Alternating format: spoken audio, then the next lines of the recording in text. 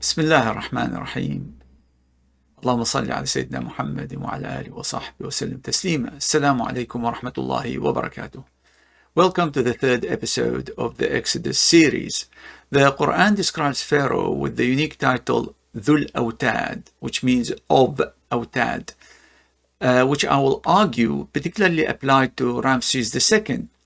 This is another significant piece of information in the Qur'an that does not exist in the Old Testament narrative of the Exodus. So, what is the meaning of Awtād? This title is mentioned in two verses.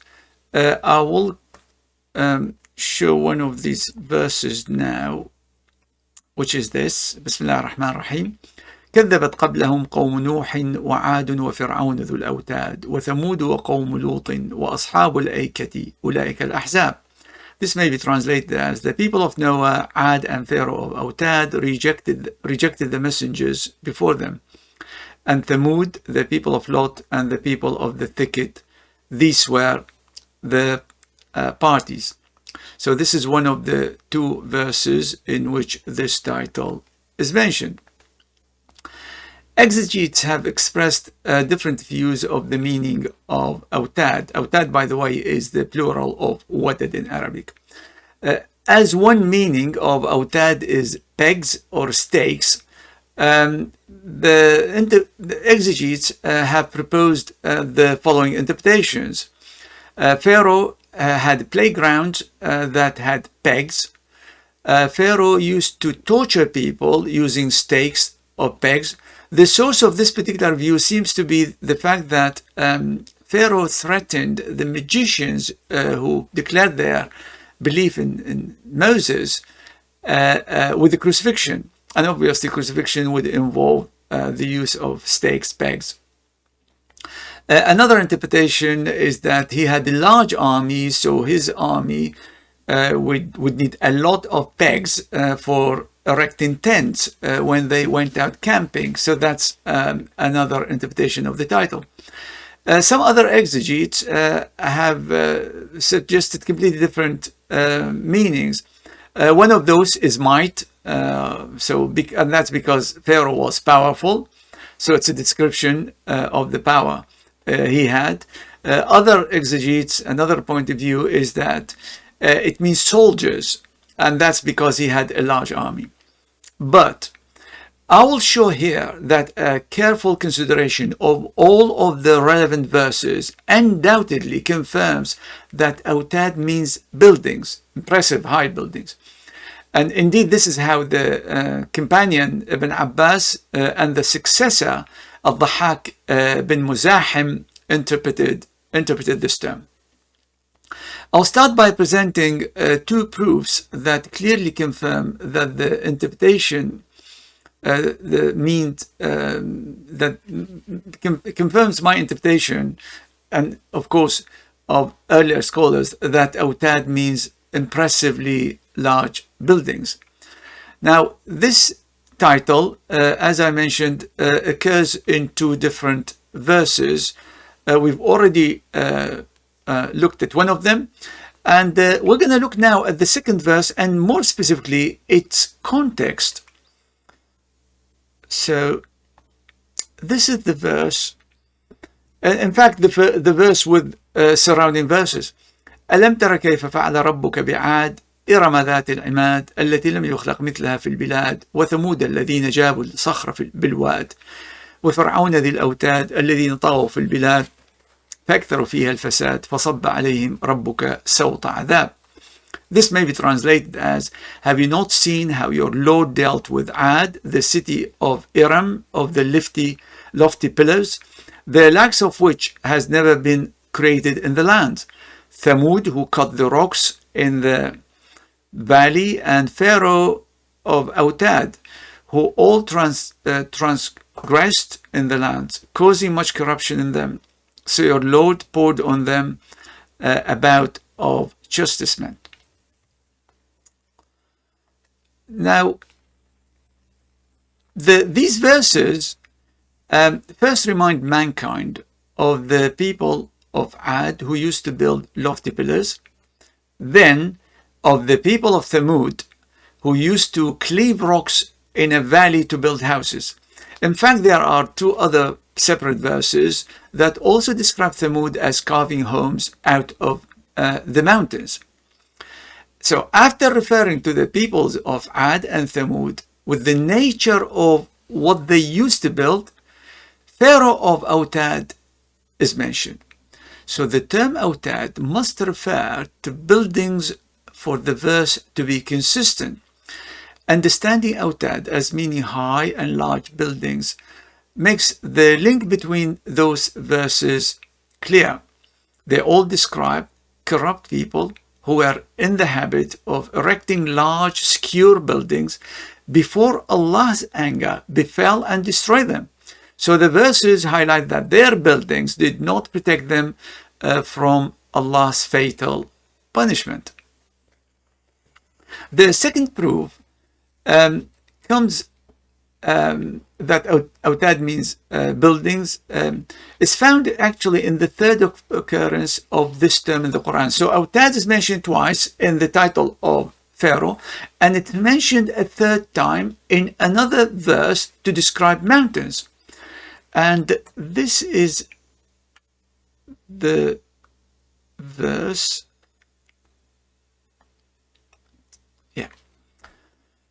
بسم الله الرحمن الرحيم ألم نجعل الأرض مهادا والجبال أوتادا. Have we not made the earth plain and the mountains أوتاد?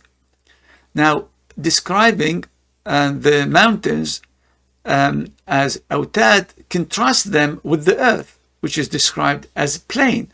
Again, أوتاد must then refer to the shape of the mountains as tall structures. So the two verses refer to the diversity of Allah's creation, from the plain nature of the earth to the heights of the mountains. But this interpretation is actually further confirmed when we compare these two verses, when we compare them with the following verses. And I have highlighted, marked the words that concern us here. So the verses, the new verses are: أفلا ينظرون إلى الإبل كيف خلقت وإلى السماء كيف رفعت وإلى الجبال كيف نصبت وإلى الأرض كيف سطحت. Do they not look then at the camels, how they are created, and the heavens, how it is raised high, and the mountains, how they are hoisted, and the earth, how it's spread out? Now, as you can see, I have marked in red and black the corresponding words in those verses. So describing the earth as a plain in verse 78:6 corresponds to its description as spread out in 88:20.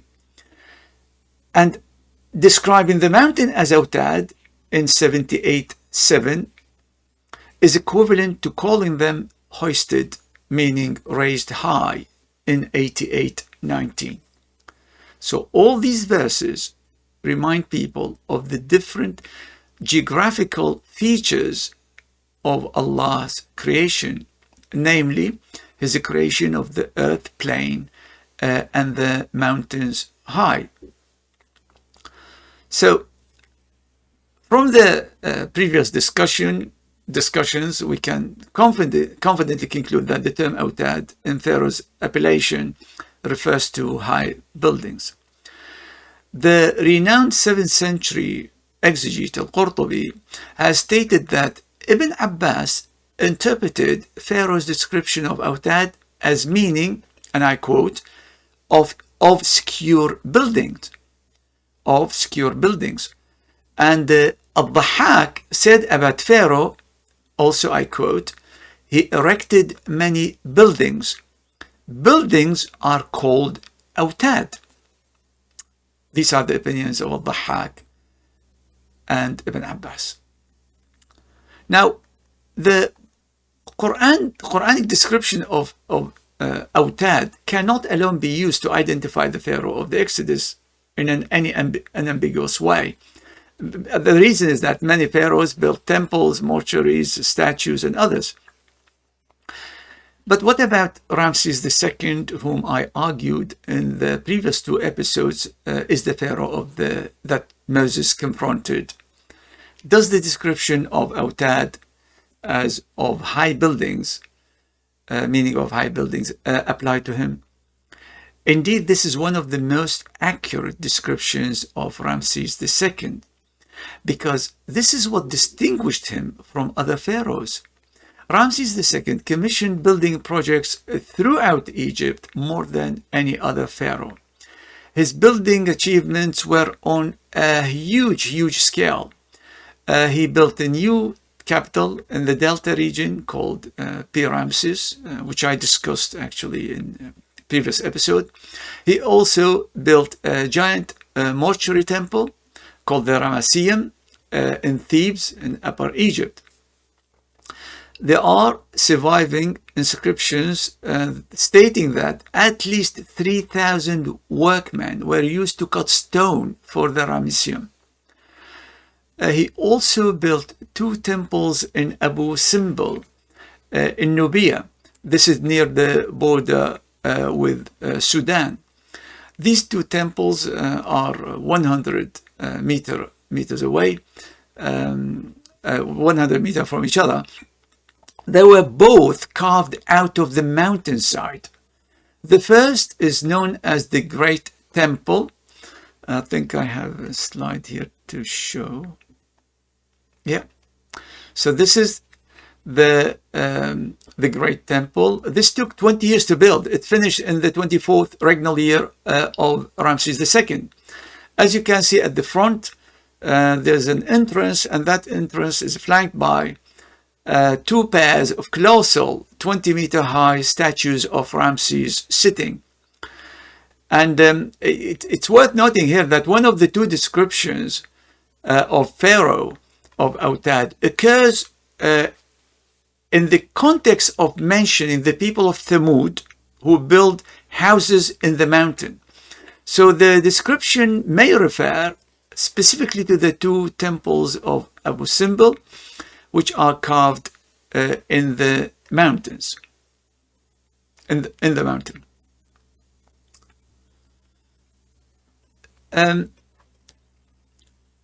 Interpreting the phrase Pharaoh of Awtād as a reference to Pharaoh's preoccupation with buildings to venerate his gods and himself is also supported by the words of his wife in this verse.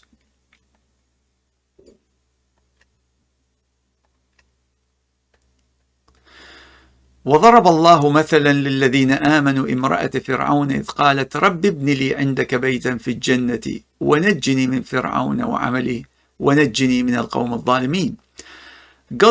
Allah has struck a similitude for those who believe the wife of Pharaoh, as she said, "My Lord, build for me a house with you in paradise. Save me from Pharaoh and his work, and save me from the wrongdoing people." Now, one interesting observation here is that no similar prayer is attributed to anyone in the Qur'an. Another equally significant observation is that Pharaoh's wife combined her prayer to Allah to build a house for her in paradise with a request to save her from her husband. Now, having explained the meaning of Awtād, the meaning of her prayer, "My Lord, build for me a house with you in paradise," becomes clear.